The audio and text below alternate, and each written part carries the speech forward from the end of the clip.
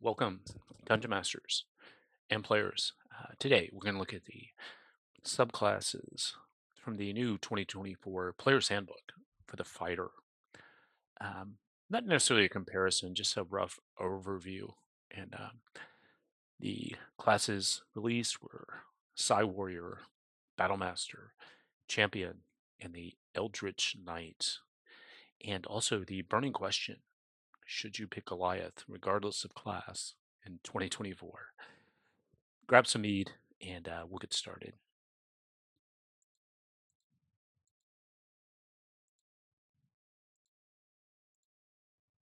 Okay, so our group of adventurers has arrived at a tavern called the Besotted Bugbear. It's a fairly ribald place. Various men and women of the night or afternoon are upstairs. Downstairs, we have a waitress. She's serving mead and ale and various food. Our bartender is a former fighter herself, and she's interested in the conversation. Um, and she is level 20. She has a pet called Wolf, who is gnawing on some meat. There's some people further down. As a woman by the fire. Some other people lounging around on this side. There's a seer. She is telling fortunes.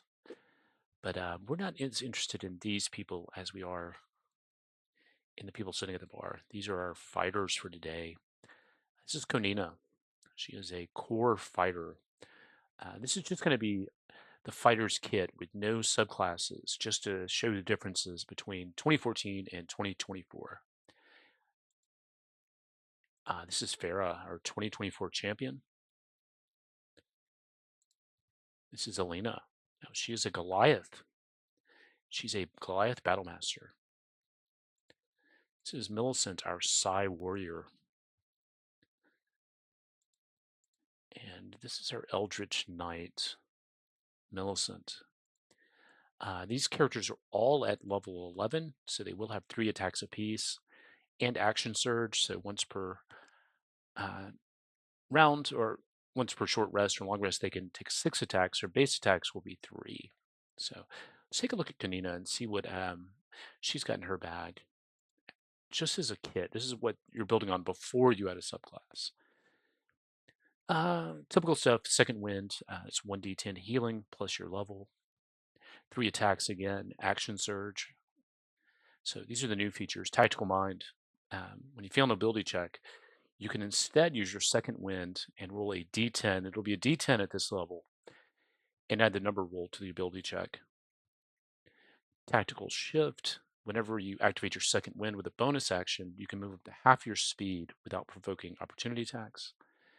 And level 9, Tactical Master. So we haven't really gone over weapon properties. I did touch on them in my champion videos, which I'll link below. We're using mauls for everyone. That's a topple property. So if you hit a target, that target is going to need a base of 8 plus the attack damage. In this case, it would be strength, attack modifier, strength 5, 13, plus your proficiency bonus. So at level 11, that's a DC 17 con save each time they're hit. And for the most part, they haven't changed that much, just the core kits, but the subclasses add some complexity. Let's see. We'll take a look at our champion now, 2024, and see how she's changed. So this is Farah, and the 2024 champion has had a lot added in good ways. Our characters, our subclasses, each are starting with plate armor +1. They took defense as a fighting style, so it'll be a 20 AC, 20 strength, 18 con save, 125 hit points. Second wind's the same. Yeah, tactical mind is the same. The first big difference is at level 3, remarkable athlete for champion. You Thanks to your athleticism, you have advantage on initiative rolls and strength athletics check. So this is very big. Getting advantage on initiative is nice. In addition, immediately after you score a critical hit, you can move up to half your speed without provoking opportunity attacks. Indomitable is the same. Reroll a saving throw. One thing I did miss, they took, three of them took human as their starting race. So as human, you get to pick an additional origin feat. So you get one from your background. In the fighter's case, it'll be soldier, which gives them savage attacker. It's a reroll on the damage dice, but I'm not going to use that today. I'm trying to keep everything super simple. But lucky is nice. Um, you can either give it to yourself for one luck point, give yourself advantage on the roll, or give a creature a d20 on an attack roll against you. So that is nice. In addition, this is a new feat. So Mage Slayer. You can impose disadvantage if you hit a creature that is concentrating on a spell. But in addition, this is very powerful. Once per day, once per short or long rest, if you fail an intelligence, a wisdom, or a charisma saving throw, you can cause yourself to succeed instead. It also gives you a +1 to your choice of strength or dexterity. This is very good for all party members, but in particular your fighters. So we talked about remarkable athlete, which he gets, and then at 10th level, this is also very powerful. At the thrill of battle drives you toward victory. During combat, you can give yourself heroic inspiration whenever you start your turn without it. So each turn, our champion can give themselves inspiration. In addition, human players have inspiration once per day just for being human, and the feat, the extra feat. So very nice kit. This is Elena. Elena is our Goliath Battlemaster. The Battlemaster, basically the Battlemaster's biggest thing they've got going for them right now is the maneuvers. And so there's 20 maneuvers in the 2024 handbook. I'm not going through all of those. I'm just going to use one, which is goading attack. Goading attack. When you hit a creature with an attack roll, you can expend one superiority die to attempt to make it target you. Attacks against other creatures at disadvantage. And you also get to add a superiority die, a d10 in this case, to the damage roll. So this is, also has Mage Slayer. Not lucky though, because this is Goliath. Now, what does Goliath give you? So when you choose Goliath as a race, you also get to choose an ancestry. In this case, I've chosen the Cloud Giant ancestry. So what does that do? As a bonus action, you magically teleport up to 30 feet to an unoccupied space you see. And this is a number of times equal to your proficiency bonus. So that's 4. That is very good. 4 Misty Steps just for choosing Goliath. In addition, for being a Goliath,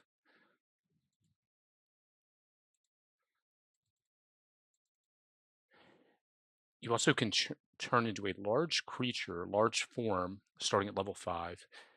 And as a bonus action, if you have enough space, lasts for 10 minutes. Your speed increases by 10. You have advantage on strength checks and breaking the grappled condition. So this is very interesting just for being as a racial choice. So you can take up a lot of space, increase your movement, and increase some checks. So that's why I think out of the races I've looked at so far, or I looked at them all, but the ones that stuck out were human with the extra feet and the inspiration once per day, and Goliath with the Misty Step ability. There's others if you chose Fire Giant. For instance, you get 4 uses of a 1d10 fire you can add to a damage attack, and the Frost Giant and the Hill Giant also have other abilities. So very potent. Let's go to our Psi-Warrior. So the Psi-Warrior and the Eldritch Knight and the Battlemaster too are largely unchanged. So the Psi-Warrior has a number of uses of psionic energy die, and these will be a D10 at this level, and these are she has 5 of these, so you can do things like put a protective field to shield some damage. We're only going to use a psionic strike though, so once per turn you can expend 1 psionic energy die and deal that damage in force to the target, plus your intelligence modifier. But these are not optimized characters, so these are classic fighter builds. Intelligence, everything has been dropped in favor of high strength and charisma. There's a lot going on here, and there's a lot of complexity. She also has a lucky feat, tactical mind, and Mage Slayer. So she's also going to have that ability once per short or long rest to automatically, if she fails, pass a intelligence, charisma, or wisdom saving throw. So Mage Slayer is a phenomenal feat for frontline characters. This is our Eldritch Knight, combining spells with swords. And again, very, very similar if you play the 2014 version. So what's the main draw, of course, is adding spells into a fighter kit. I picked 2 cantrips, Chill Touch, Toll the Dead. Those are nice. 3d10, I think, for Chill Touch at 11th level. Magic Missile, Ice Knife, Shield. I'm going to forget and not use these spells as I should, just in the interest of time and complexity, but it can be very powerful. Everything the same. Weapon Bond is the same. More of a flavor thing. You can summon your weapon basically if anywhere in the plane.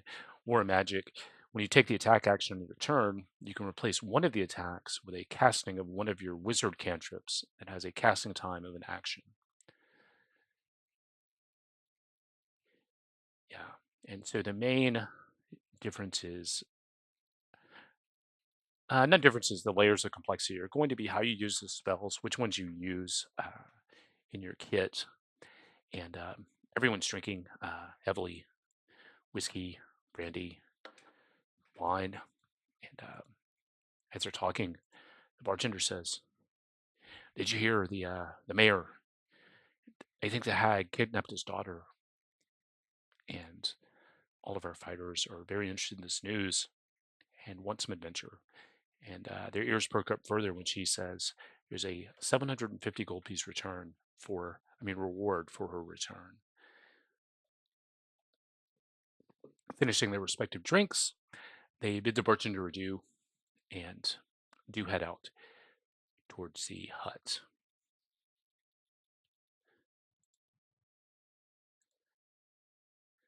This will be round 1. There's only going to be 1 combat today. So it'll be combat 1, not round 1. As the 4 fighters do approach the hut, they see 5 redcaps, and the redcaps are very vicious fey creatures. They have iron boots on and spikes on underneath the boots. They basically exist to kill. These are very flavorful and fun creatures. They're also kind of tough. They're CR3. It looks like they're kicking a woman. She's screaming, "Help me! Help me!" And as the party approaches, she stands up suddenly and says, "Kill them!" So the party has walked into an ambush or a trap. This individual is actually a hag. Maybe she's been luring people out here with this ruse. So let's get into a turn order and see how things shake out. Let's go south to north. Farah first. She does have advantage on initiative. A 3, not good. 2 3, so 2 1s, not good. That did not help her having advantage. Millicent, 17, that's pretty good. Elena, 17 as well. and an 8 for Serenity. Now let's see how the bad guys do. 6. Actually, yeah, we'll keep that 8. That's fine. 18. 20. Ooh, they're all rolling very high. Very high indeed. Let's see how the hag does. Hag with a 7. Okay, we're almost ready to start. Let me sort this initiative turn order and also mark each of the red caps just in case I need to track them. Blue, green.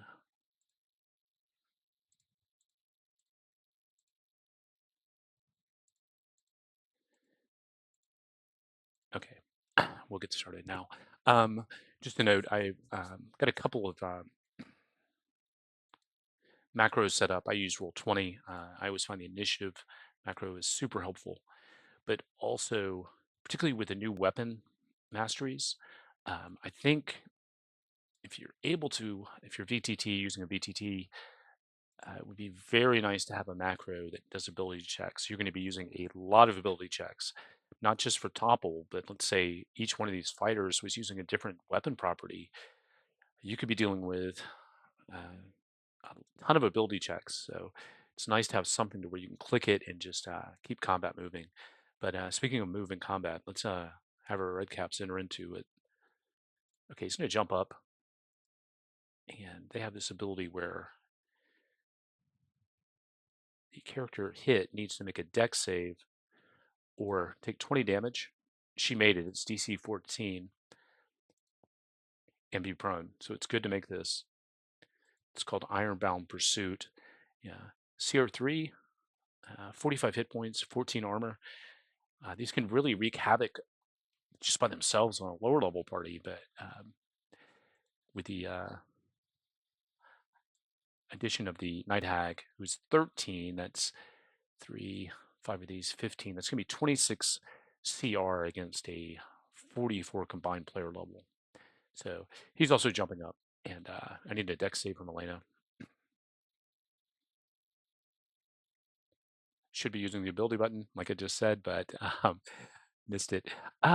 She's actually going to use her Indomitable and get a reroll on that. Yeah. So this is Indomitable ability. Reroll that. Let's just take that 14. Yeah.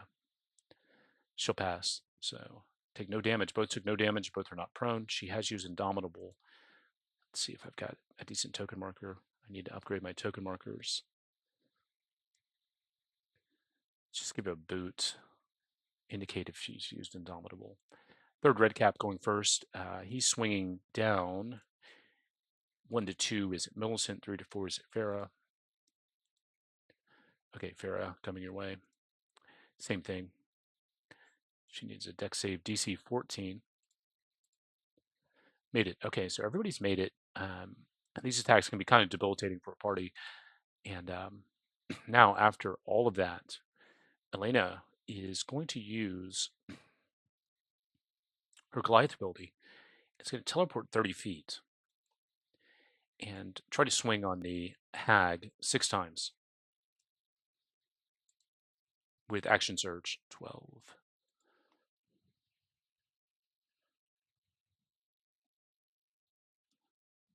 And the hag already needs a con save. She failed it. It's a DC 17, so it's an 8 plus the damage done, 5 plus proficiency. But the hag actually has something in her bag. She's got this. Let's see. Yeah, you can add a D10 to her roll. So she's going to add that and make it automatically. And also, she's got this as a reaction. It's a rebuke if she gets hit. So I need a DC 15 con save back at Elena. She made it. She takes half, so she takes 10, rounding down. Okay, so that's one attack. Second's a crit for 21. And the hag needs another con save. Also made. Third attack. 21 for 13.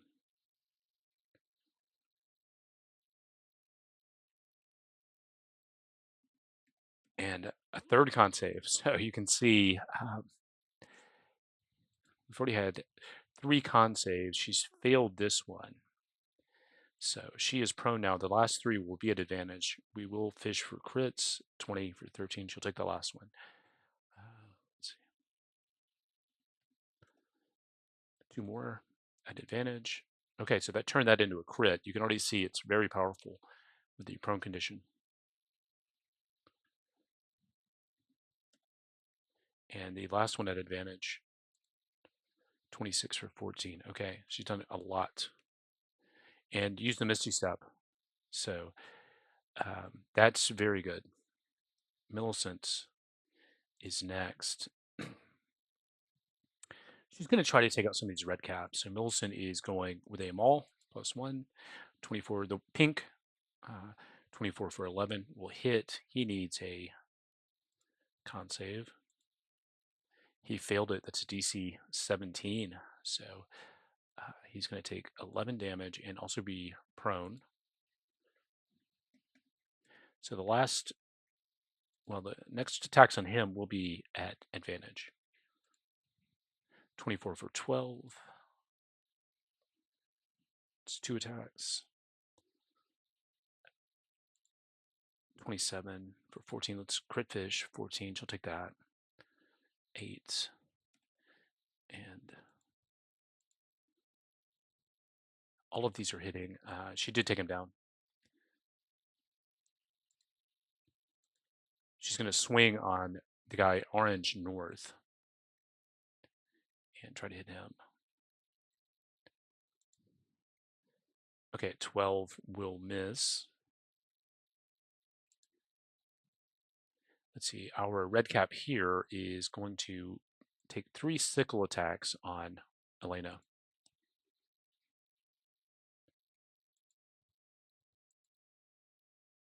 20 is the number. We're doing average damage, 9 hit points.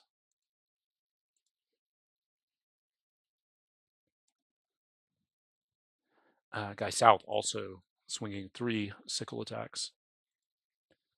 20 hits for 9. 9 more. Okay. It is Serenity's turn. Let's see.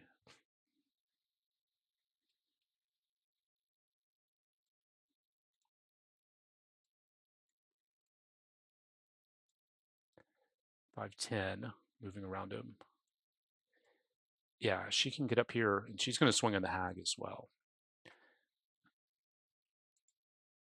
26 for 15. And the hag is prone. Okay, so 10. Big shot.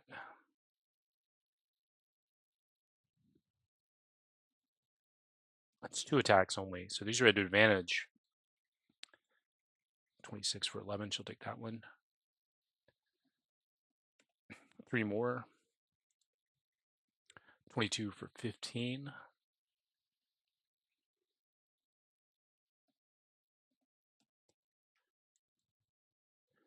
23 for 9. So our hag might not make it out of this round. We'll see. Oh, I forgot. I'll catch it up. 16 is going to miss. Okay, so she would take an opportunity attack there from gentleman. She swung around. 14 would have missed. Okay. So the Elder Knight hag now, what does she have in her bag? So the hag, pretty challenging creature. If she wins initiative particularly, she has 195.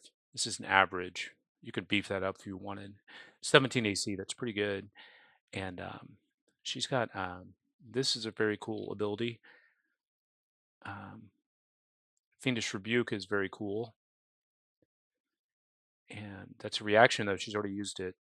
She also has a very powerful spell, and she's a very high level caster. So she has something called Psychic Scream. So anyone she can see within 90 feet of her needs an intelligence saving throw or take 14d6. Let's roll the d6 first. Let's see. It's 12, 34, 37 total. So 37 on a fail. And everybody needs an intelligence save of DC 18. Okay, so Alina would have missed this, although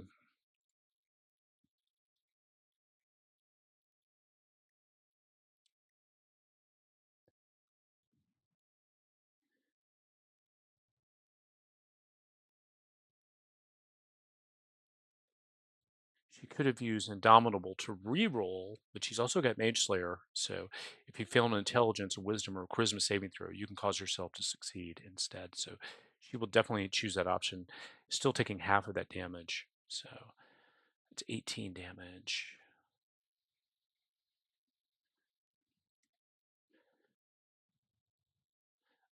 Serenity.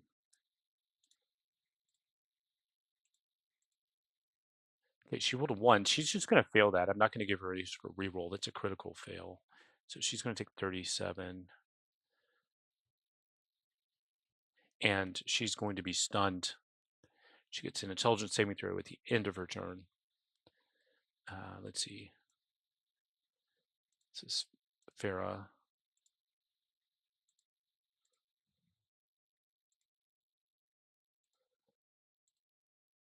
All right, we shouldn't have done that, but it did. Okay. The macro, for whatever reason, is messing up. Let's roll off the sheets. Unsurprisingly, our fighters have missed. All of them have missed. That's why having this Mage Slayer feat, the new one, is so good. And it's once per short or long rest, so she's going to use that as well. So she's going to take half. It'll be 18. And Millicent.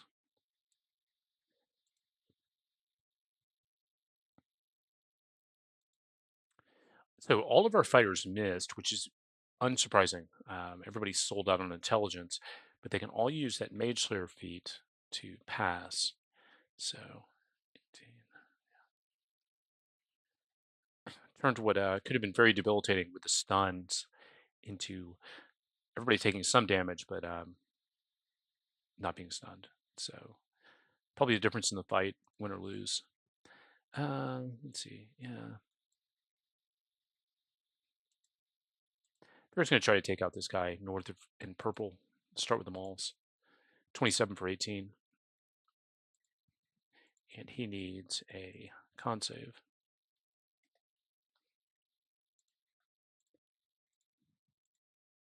Okay, so he is prone, so the next maul attacks will be at advantage. 16 will hit. Let's roll for a crit. Yep, got it. So you can see advantage just coming through. Flying colors. Third maul attack with at advantage. We'll just take that 26. Knock him out. He is gone. That was 3 attacks.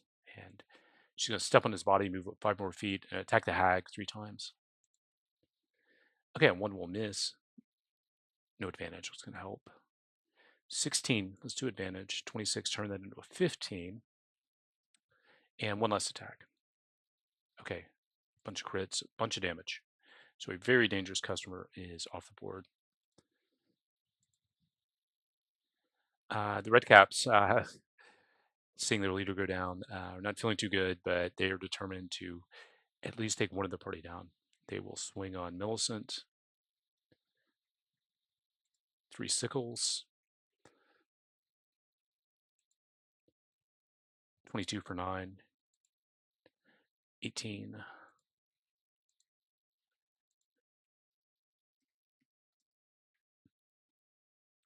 Second Redcap, same thing. 3 sickle attacks. 22, 9 more.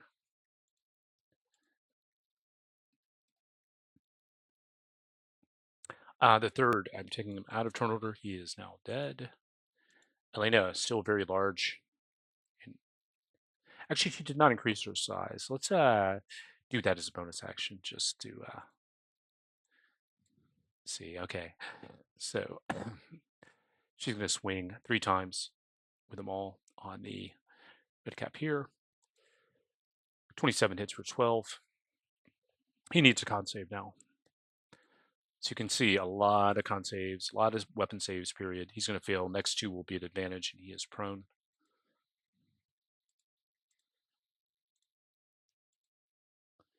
20 for 13, we'll take that. One last one. Okay, fished for a crit, and with advantage got it for 20. He had 20 hit points on the nose, so he is now at 0, and his day's over. All right, so this is turning out to be a fairly easy combat, though it could end up difficult. I think more so depending on when the Night Hag landed in initiative. She's just going to go north with 3 maul attacks. This is Millicent.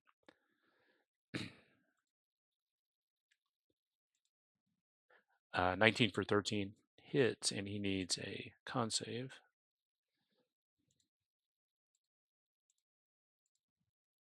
Failed, so he is prone. The next 2 attacks will be at advantage. 25, let's see if we get a crit. We don't. 17, those good. 15. Last one. Maul for 14. Although she does have that psionic blast she can use, which is a 1d10. And actually, she won't need it. He was at 14, so our remaining red cap is feeling alone as the heroes are triumphing. Let's see, Serenity is coming down to dish out some damage. See if she can finish off our last character, our last red cap, last bad guy. Maul for 11, so he is, and he needs a con save now. Made it. Second attack. 16 will hit for 14. He also needs a con save.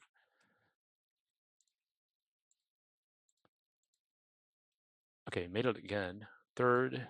17 also hits for 10. He needs a last con save. Okay, he is prone now. The hag is out of turnover. That was Serenity. Farrah's going to come down and clean things up a bit. 3 maul attacks. These are at advantage. I could roll to see if she got a crit. Did not. 26 for 18, though, is good. She'll keep that. And okay, the Battle of the Witches, the Night Hag's hut, is over. The good guys have won. Actually, this is not a Night Hag. It's an Elder Night Hag. Okay. Yeah.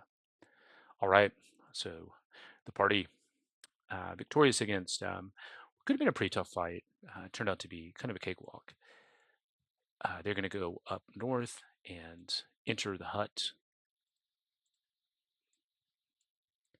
And inside, they do find the daughter, the merchant's daughter.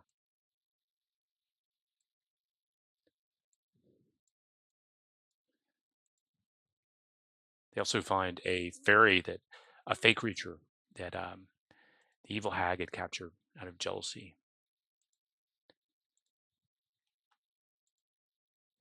The daughter looks up. Oh, thank you. My father will reward you. And that was 750 gold pieces as a reward. And this is the fairy creature who offers to tag along as a companion with a group if needed. And the good guys have won the day, and they do return to the tavern to resume drinking. A job well done. And with that, I think we've gone over this again. Not a real deep dive. Obviously, the character builds were not optimized, particularly for some of the subclasses, but at least give you an idea of what some of the differences are and how these characters might function in a party setting with these weapons going off, weapon abilities. But other than that, I think we're at the end. And I will see you guys next time. We'll take a look at some other stuff in the Player's Handbook. Uh, Thanks for stopping by.